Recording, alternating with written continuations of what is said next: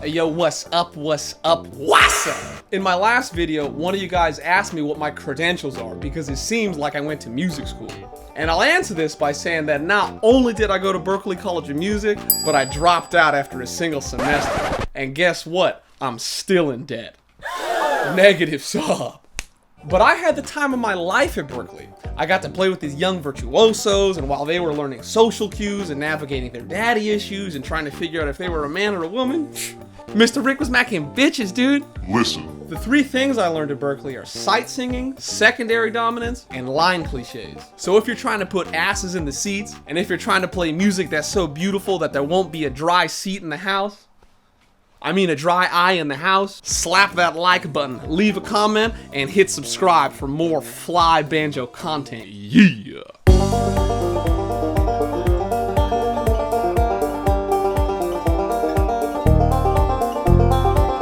Sight singing is being able to sing a piece of music with movable do solfege.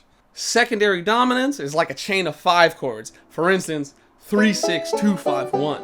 Line cliches are a stepwise line that happen in a stationary chord. But we can get more banjo utility out of this by seeing line cliches as a single moving voice inside of a roll. Here's a simple line cliche.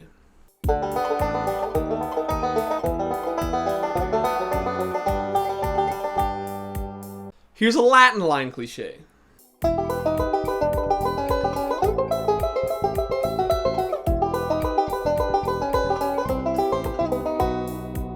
Here's a line cliche from my latest platinum record.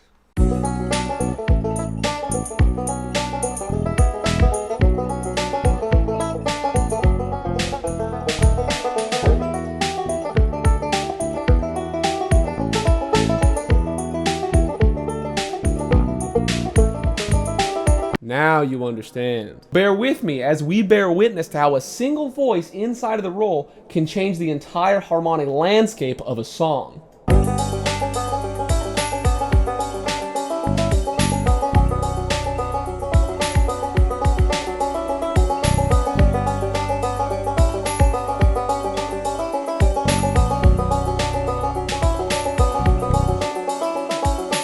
Sup? To be honest, only through making banjo instructional videos has it been so clear to me that I really don't have any idea how to play the banjo. In fact, I did this harmonic idea several times on my album. But I figured if Bill Monroe's music all sounds the same, and Flatt and Scruggs' music all sounds the same, and if Celtic music all sounds the same, my music can all sound the same too. Listen. Here's that same harmonic idea in Alani's Lullaby.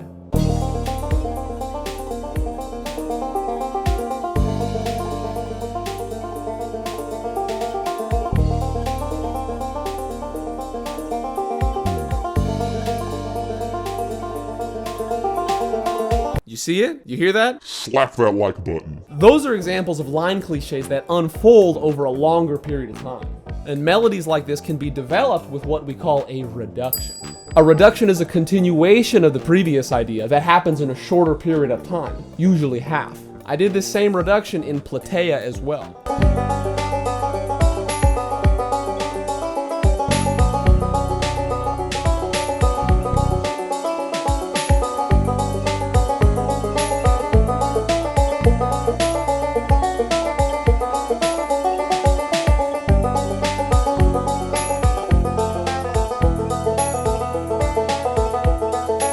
Here's that same harmonic idea again in my tune, The Way.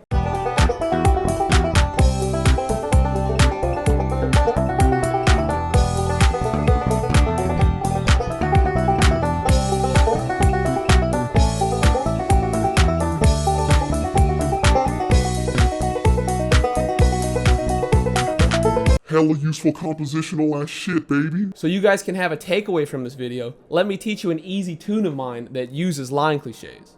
This one is called Alani's Lullaby.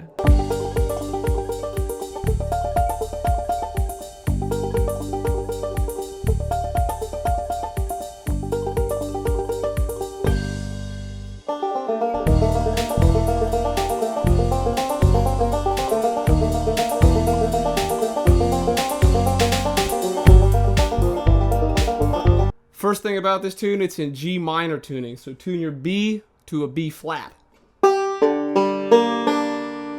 The next thing to note about this tune is it's basically built off this roll that I learned at Banjo camp.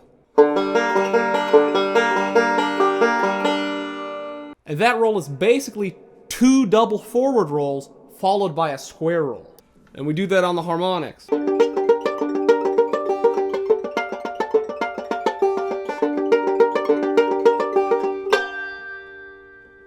The first 3 notes of this roll are what we called an inside roll, because the middle finger of the right hand happens on the 2nd string. And we classify this type of roll because they have a certain feel to them and provide access to a different register of a given voicing. Well, fuck that shit. Here's the next section.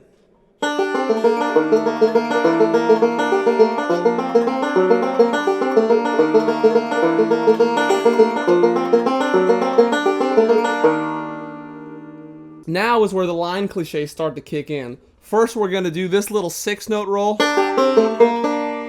that I secretly stole from Drive. This section is basically a 32-note roll built off the 16-note roll from the last section. Except now, every time we hit the 4th string, we're going to be going up a note, putting the line cliche on a funky beat.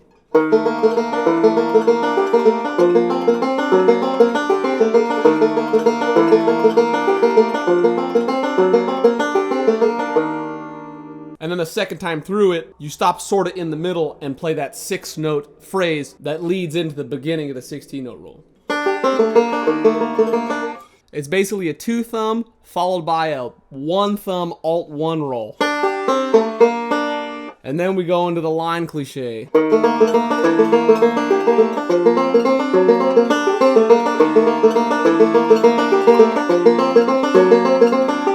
It's the same roll that's happening from the harmonics, except with these new voicings. The voicings change a little bit to match the melody, but if you follow the tablature, it shouldn't be that hard to figure out. Just be sure to shift on the open strings. Leave a comment, baby. This is the melody of the next section.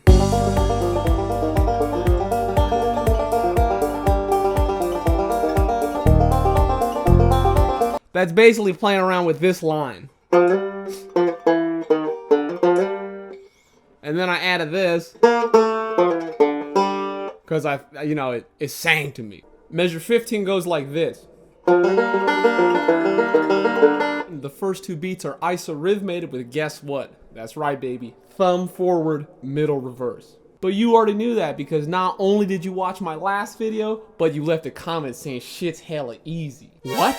You didn't leave a comment? I'm gonna call the police. Leave a comment now, baby, and tell me that shit's easy. Beats 3 and 4 on measure 15 are isorhythmated with a double thumb forward roll and then a thumb 2. Pretty straightforward. No pun intended. Measure 16 goes like this. Again. Measure 16 is first isorhythmated by a thumb forward roll, middle reverse, and then we have a little shift into this voicing. And on beats 3 and 4 of measure 16, we do a double thumb forward roll followed by a thumb 2. Notice the F note on the first string that gives this measure extra flair.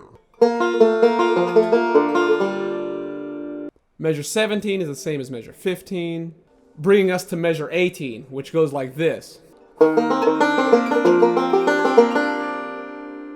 Which is basically an isorhythmation of this.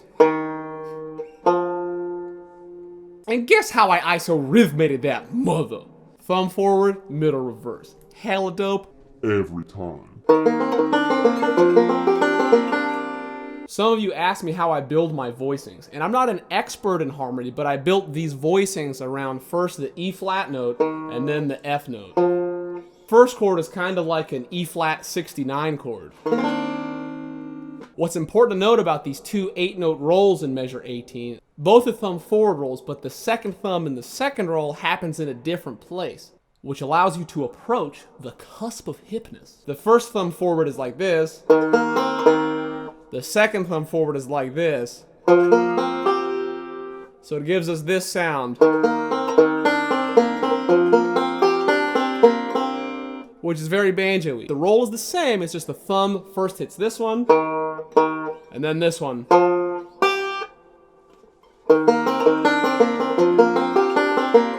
Very banjo-y. Measure 19 is the same as measure 15. Measure 16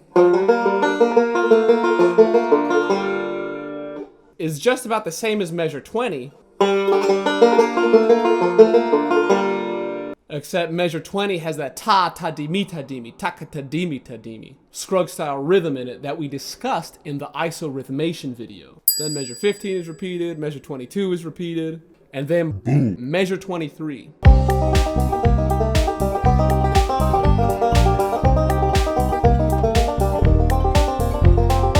We have the same line cliche, except it takes place over the 4 chord.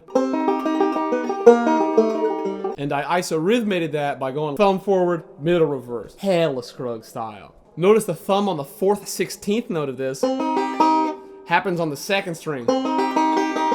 Hella Scruggs style. This is followed up by this, which is basically a double thumb forward roll and then a thumb 2, just like in the G minor section. Measure 24 captures the melody with a roll that's a little more complicated. Thumb forward, 2-1 alt 2, then a 2-1 alt 1, and then a middle reverse. But sometimes analyzation can only go so far. And when it fails, leave a comment, baby. Measures 31 and 32 go like this.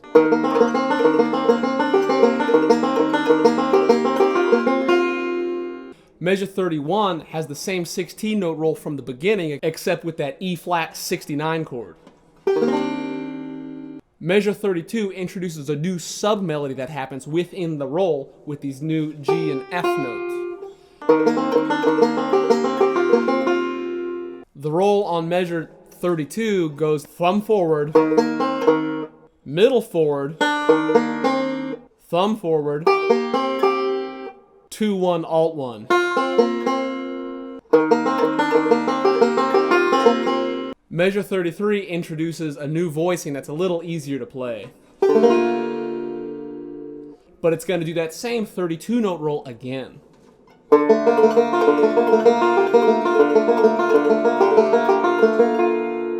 This repeats again until measure 38, where the super syncopated variation happens.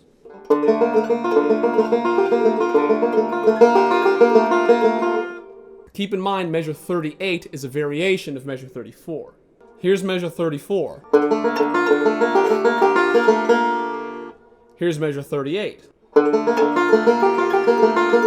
Big difference. What's important to note about measure 38 is that it doesn't emphasize beat 3. In fact, it emphasizes the 2 16th notes around beat 3, giving it that super syncopated feeling. And then after that, we do the line cliche from the beginning, except this time, once we get to that top tense chord, play the super syncopated 32 note variation.